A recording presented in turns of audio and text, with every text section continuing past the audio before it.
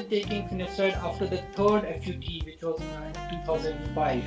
So basically, 2005. what is your age right now? 47. 47, and you have undergone 3 FUTs in the 20s, all Yeah. strip surgery procedures. Have you been on Also. Finasteride ever since then?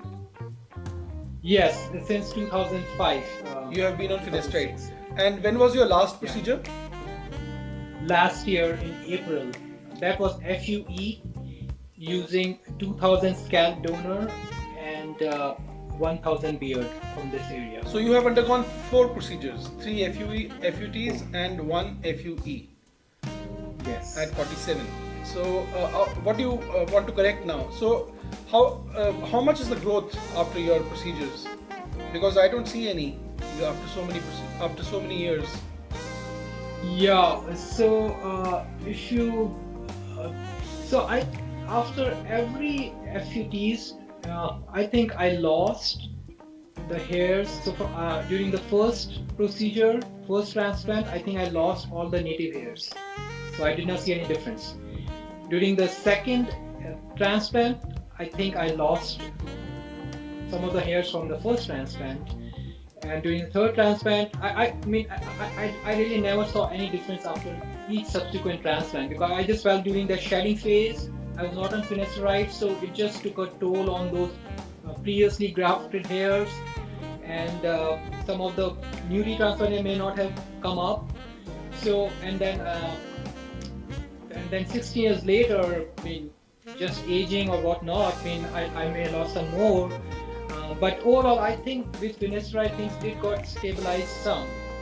But then last year I did get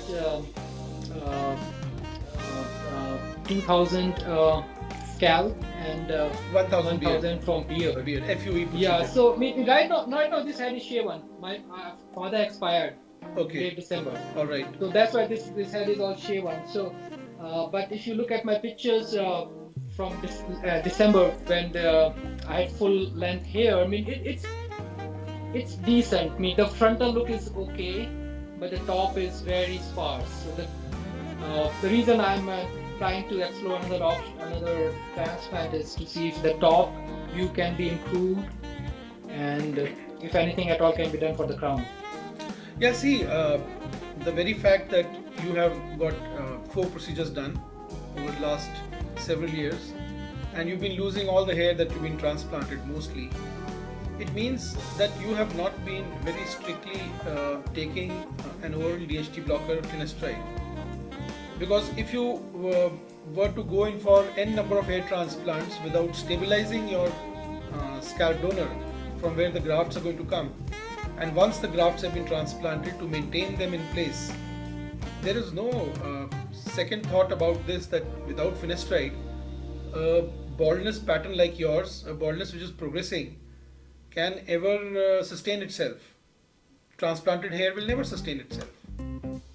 Yeah, so those were all in my 20s, and I had very aggressive alopecia at that time, and I was not taking Finasteride. But after the third transplant, that surgeon did emphasize very strongly on Finasteride. The previous two didn't, and I think at that time it was new too. I think it just came in 1999 and 2000.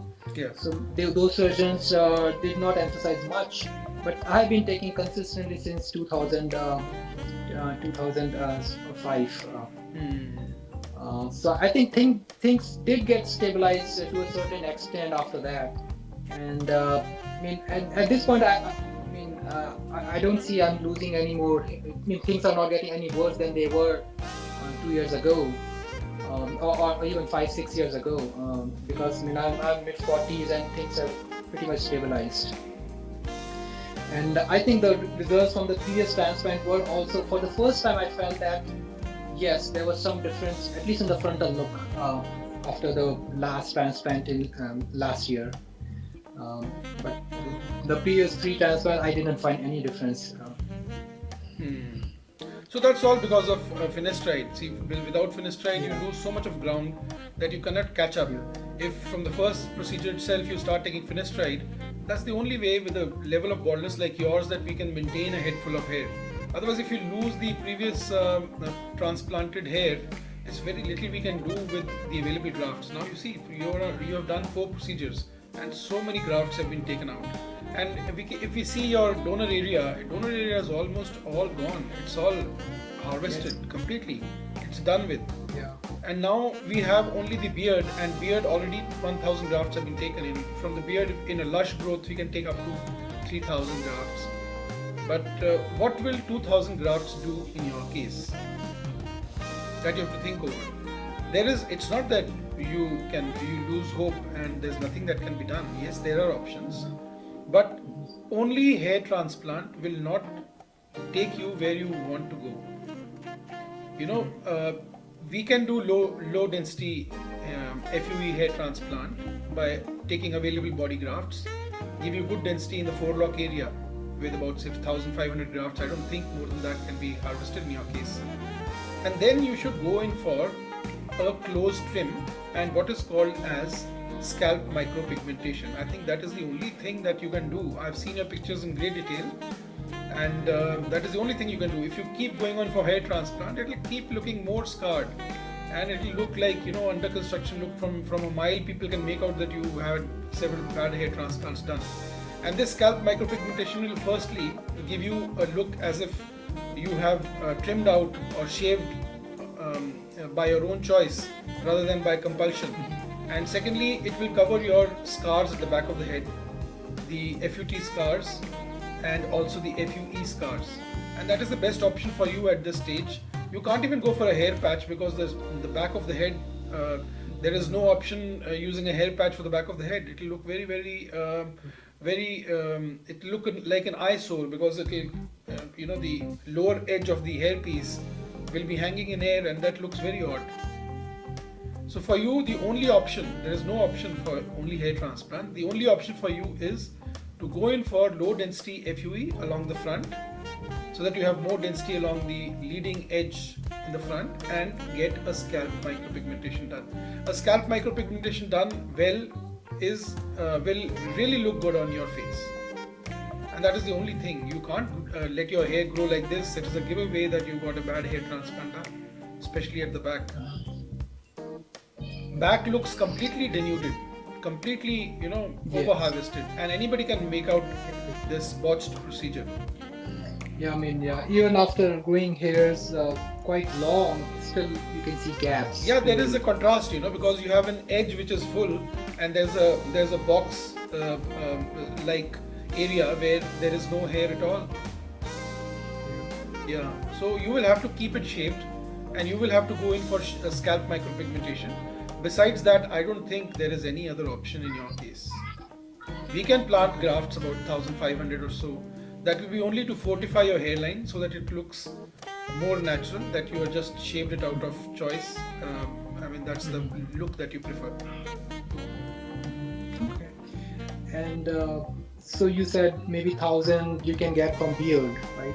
And yes, 1,500 you can get from the beard if it is not too badly done previously. 1,500 we can aim for the beard, and we can do the hairline with those 1,500. But the most important thing is that we are not going to give you a head full of hair look or something. If you grow your hair long, it will look pretty weird. Yeah.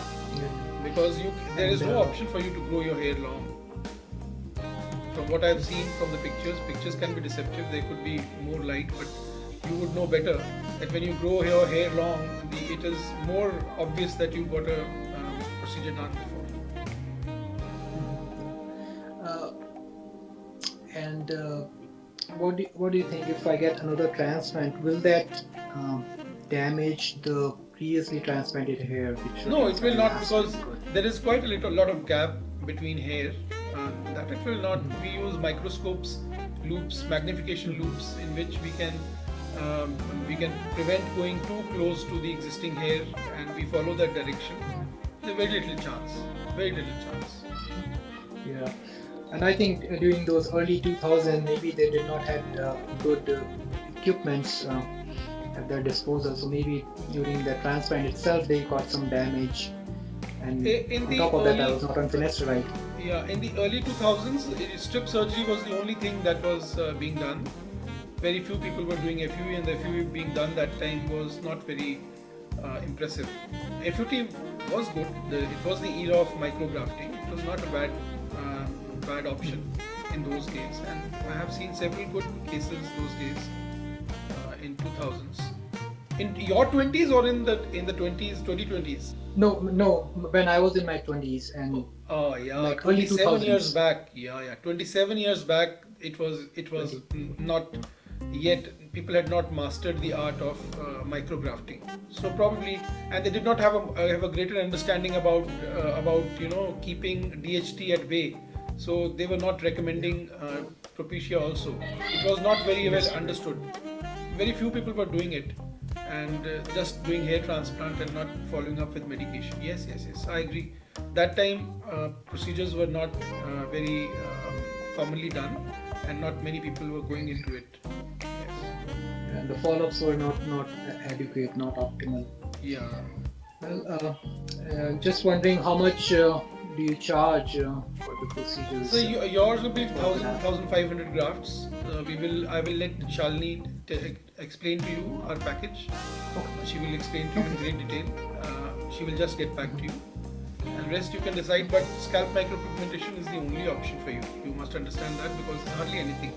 And just by doing a local area and not going in for scalp micropigmentation, just doing planting hair will not make any semblance of change in your Yes. appearance. In fact, it will make it stand out even more.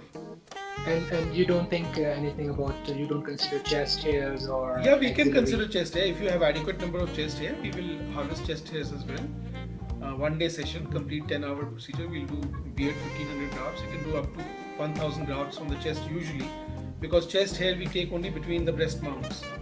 And that is the only hair which is good quality. Rest of the hair is very thin, and that really doesn't add to any illusion of fullness on the top of the head when we transplant it. And how about axillary hairs, armpit? Actually, hair are not many. Yes. Only in the crease there are some thick hair. It is not more than 200, 300. It's not going to make much difference in your case. Yeah, you should go in for a scalp micropigmentation.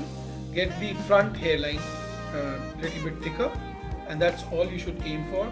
Rest, you will just fall into this cycle of hair surgeries and not achieve anything. This front hair means like you're just here. Yeah, we will do the front area and good density, and then you keep the hair trimmed short and get SMP done. It will appear as if you have a head full of hair and you shaved out of choice, and it will also help in disguising all the scars. Got it. It disguises the scars very, very well if it is done properly. So I think that is the best option for you. Okay. Okay, sounds good. Yeah, thank you, Dr. Bhatti. Really appreciate bye. your time. Bye-bye. And, Bye. I honor your work. Your work is quite excellent, and Thank you. Thanks a you're lot. very patient in explaining your lectures, and Thank you. I've gone through all of that. Thanks a lot. And your work, like with grade 7, is amazing. So, Thank you. Thanks a lot. Well, Thank you. yeah. Bye-bye. Bye. I appreciate your time. Bye. Take care.